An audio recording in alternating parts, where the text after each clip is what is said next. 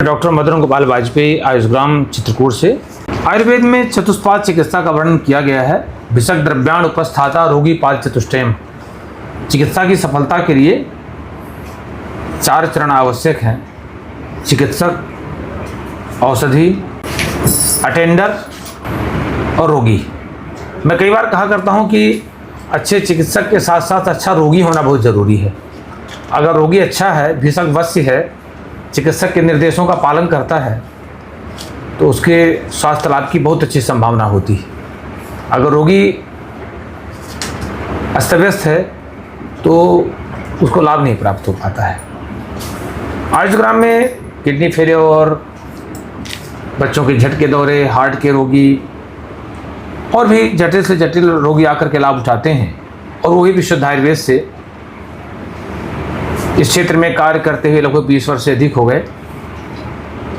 और इसी उपलब्धि के परिणाम स्वरूप भारत सरकार आयुष मंत्रालय ने हमको राष्ट्रीय आयुर्वेद गुरु का दर्जा दे करके और हमारे यहाँ 4 शिष्य भेजे हैं जो डॉक्टर होते हैं। वो निरंतर 1 साल तक सीखेंगे और फिर चले जाएंगे अपने जहाँ उनको जाना होगा, गवर्नमेंट जॉब में जाना होगा, जहाँ जैसी व्यवस्था होगी।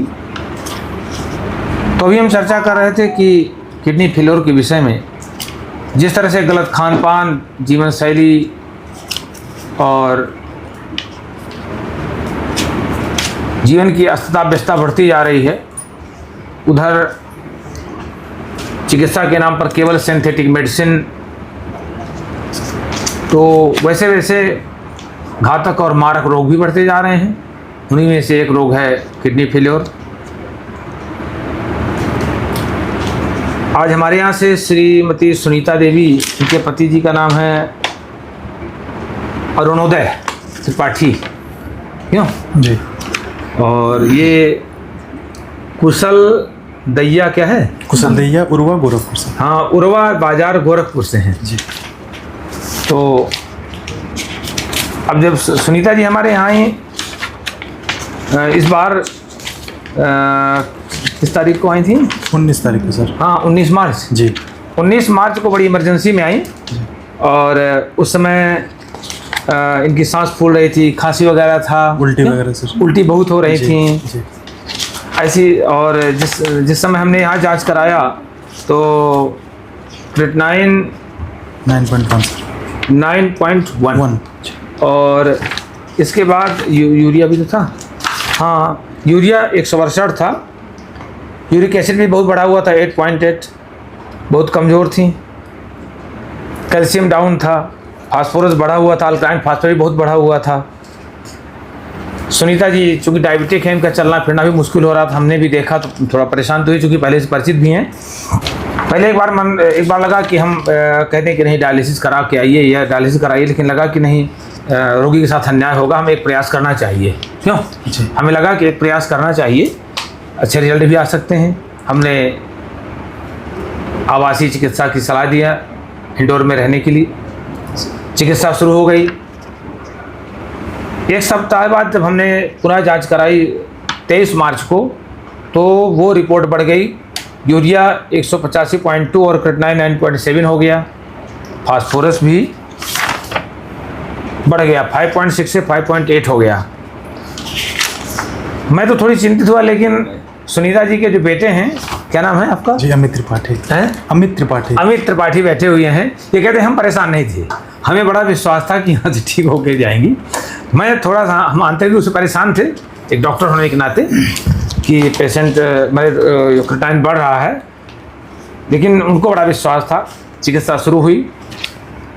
चिकित्सा में स्नेहन, स्वेदन, वस्तियाँ और भी जो आयुर्वेद उपक्रम है प्रारंभ हुआ। उचित पथ्य का पालन, पथ्य में शायद आपको प्रमथ्या दिया जाता था यहाँ, जौ का प्रमथ्या बना करके हम लोग देते हैं। उसका बहुत अच्छा रिजल्ट है।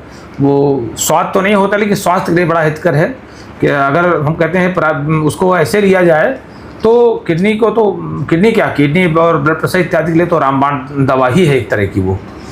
अब चिकित्सा चलती रही, लेकिन जब हमने दोबारा जांच कराई, कब जांच कराई थी? 27 के बाद फिर 26 को कराई हम लोगों ने। 26 मार्च को जब जांच कराई तो बहुत अच्छे रिजल्ट आ गए।